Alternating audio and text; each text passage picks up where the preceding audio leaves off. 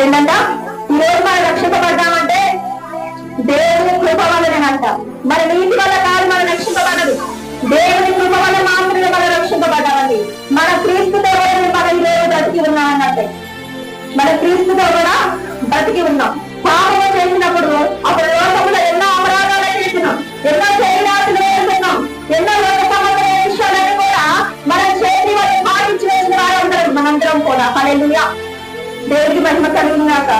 కానీ యేసుక్రీస్తు పాపములను కొట్టి చేసి ఆయన తిరగబడి ఆయన రక్తం కాచి మన పాపం మొత్తం కూడా ఆయన తీసేసి దేవుడు ఆయనతో కూడా మనల్ని బ్రతికించింది. హల్లెలూయా.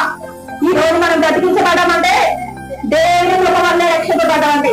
ఆయన ప్రాణం పెట్టింది కనుక ఈ రోజు మనం రక్షింపబడ్డాం. దేవునికి మహిమ కలుగునాక.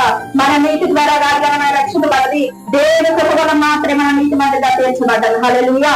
మరి చిన్న